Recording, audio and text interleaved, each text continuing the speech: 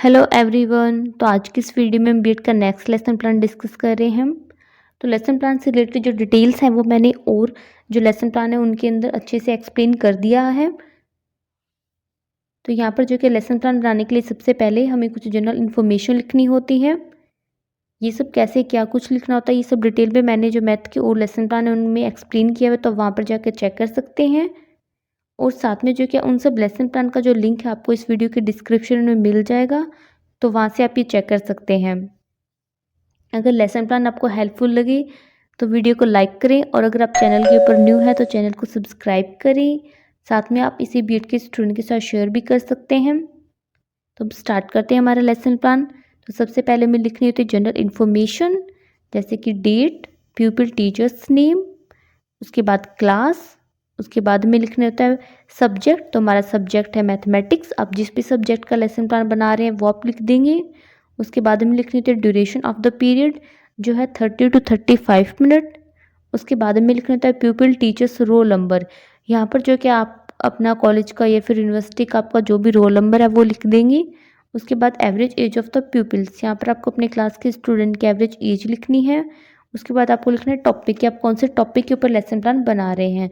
तो हमारा आज का जो टॉपिक है वो है algebraic expression and it's elements, जिसमें फर्स्ट आते हैं जनरल एड्स, जिसमें हमें लिखना था duster, chalk, pointer, black board etcetera. और अगर आप किसी और मटेरियल, मॉडल चार्ट या फिर पीपीटी का यूज़ कर रहे हैं तो वो भी आप लिख सकते हैं। उसके बाद instructional aids in behaviour terms, यहाँ पर आपको ये लिखना है कि इस टॉपिक को पढ़ने के बाद स्टूडेंट क्या चीज़ सीखेंगे। यहाँ पर आपको अपने इंस्ट्रक्शनल ऑब्जेक्टिव्स लिखने हैं।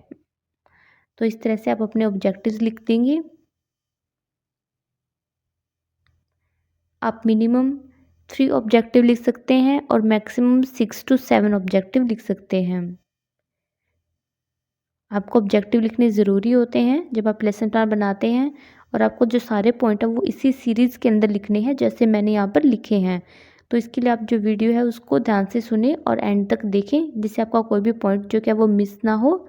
नेक्स्ट पॉइंट है प्रीवियस नॉलेज एज्यूम। यहाँ पर टीचर एज्यूम करता है कि शायद स्टूडेंट को इस टॉपिक से रिलेटेड कुछ बेसिक नॉलेज है।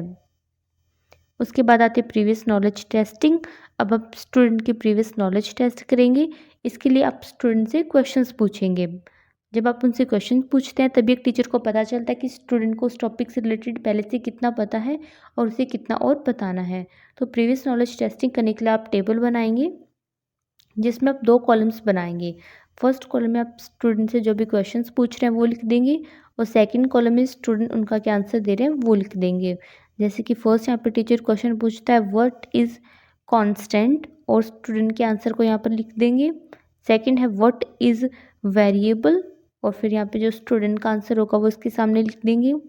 फिर थर्ड होता है व्हाट इज़ अलजेब्रिक एक्सप्रेशन। तो यहाँ पर स्टूडेंट का क्या होता है, कोई रिस्पॉन्स नहीं होता है, मतलब स्टूडेंट को इसके बारे में कुछ नहीं पता है। अब आता है कंक्लूडिंग स्टेटमेंट, कि इसमें आपको क्या लिखना है कि प्रीवियस नॉलेज टेस्ट करने के बाद टीचर को क्या चीज़ समझ में आई, उसने क्या कंक्लूड किया, तो वो आप यहाँ पर लिख देंगे। फिर आती है अनाउंसमेंट ऑफ द टॉपिक। यहाँ पर आप अपने टॉपिक की अनाउंसमेंट करेंगे कि आज हम कौन सा टॉपिक करने वाले हैं। उसके बाद नेक्स्ट आती है प्रेजेंटेशन। यहाँ पर आपका जो भी टॉपिक है उसको आप डिटेल के अंदर एक्सप्लेन करना स्टार्ट कर देंगे। इसके लिए आप 4 कॉलम्स बनाएंगे। फर्स्ट कॉलम में लिखेंगे टीचिंग पॉइंट, सेकंड में प्यूपिल टीचर एक्टिविटी, थर्ड में प्यूपिल्स एक्टिविटी, और फोर्थ में black board work. Teaching point के अंदर हेडिंग डाल देंगे अलजेब्रिक एक्सप्रेशन, और अब स्टूडेंट को हम अलजेब्रिक एक्सप्रेशन की डेफिनेशन बताएंगे, और ब्लैक बोर्ड के ऊपर वो डेफिनेशन लिख देंगे। और यहाँ पर पीपल्स की क्या एक्टिविटी होगी, listen carefully and note down in their notebook. तो क्या होता है algebraic expression, it is a combination of constant and variables.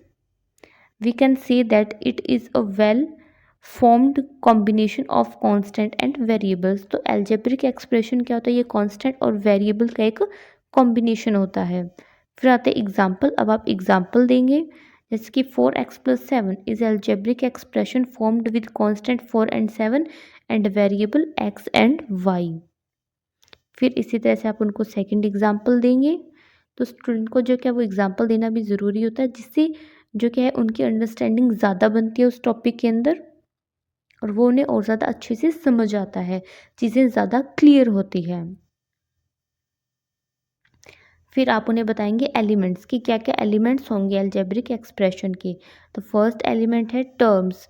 अब आप उन्हें बताएंगे कि टर्म्स क्या होती हैं और साथ में ब्लैक बोर्ड के ऊपर भी आप ये डेफिनेशन लिख देंगे।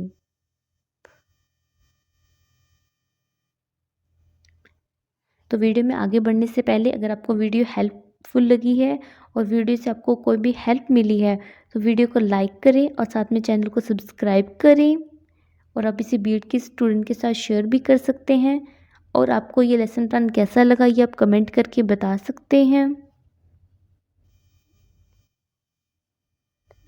अब आता है एग्ज़ाम्पल। अब आपने उन्हें टर्म के बारे में एक्सप्लेन किया, अब आप उससे रिलेटेड उन्हें एग्ज़ाम्पल भी देंगे। और यहाँ पर स्टूडेंट की क्या एक्टिविटी होगी, note down in their notebook. फिर आते हैं फैक्टर्स। अब आप उन्हें फैक्टर के बारे में बताएंगे कि फैक्टर क्या होते हैं और फैक्टर की डेफिनेशन लिख देंगे यहाँ पर। और ये डेफिनेशन आप ब्लैक बोर्ड के ऊपर भी लिख देंगे। आप फैक्टर्स बताने के बाद आप एग्जाम्पल देंगे फैक्टर से रिलेटेड। तो इसी तरह से मैंने यहाँ पे 2 एग्जाम्पल लिखे हैं, वो आप लिख सकते हैं। और ब्लैक बोर्ड के ऊपर भी आपको एग्जाम्पल्स लिखने हैं। ब्लैक बोर्ड वर्क के लिए आप इस तरह से ब्लैक कलर का चार्ट यूज़ करेंगे। उसको कट करके कॉलम के साइज़ का आप यहाँ पर पेस्ट कर सकते हैं। उसके बाद आप ब्लैक बोर्ड वर्क लिखेंगे उसके ऊपर। इससे आपकी फ़ाइल जो थोड़ी है वो अट्रैक्टिव बनती है, क्योंकि आपको फ़ाइल को थोड़ा अट्रैक्टिव भी बनाना है। यहाँ पर आपको अपनी क्रिएटिविटी भी दिखानी है। तो इस तरह से आप एग्जाम्पल्स दे देंगे।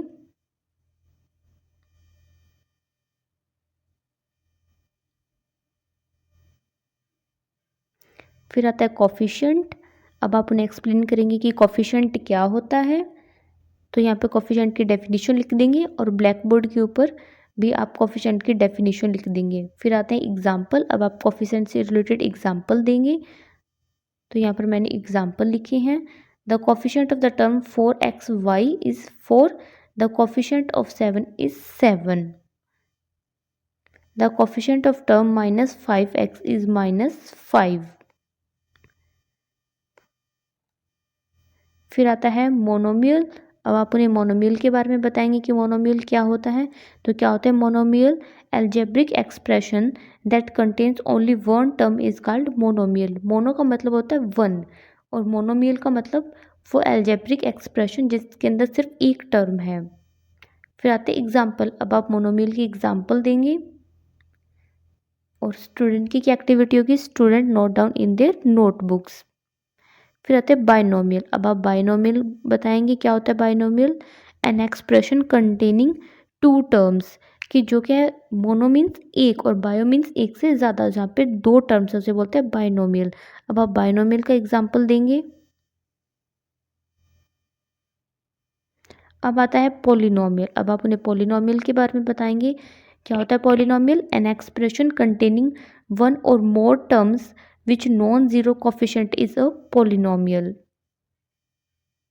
और पोलिनोमियल का एग्जाम्पल दे देंगे। फिर आती है कंक्लूजन स्टेटमेंट। यहाँ पर आप अपनी कंक्लूजन स्टेटमेंट लिख देंगे। उसके बाद आती है रिकैप्चुलेशन।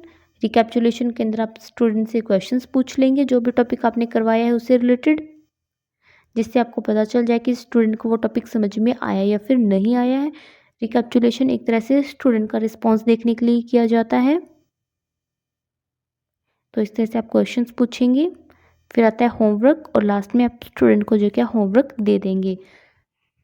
तो इस तरह से अपना लेसन प्लान बनाएं। और वीडियो आपको इन्फॉर्मेटिव लगी है तो वीडियो को लाइक करें और साथ में चैनल को सब्सक्राइब करें। कोई डाउट है तो आप उसे कमेंट में पूछ सकते हैं।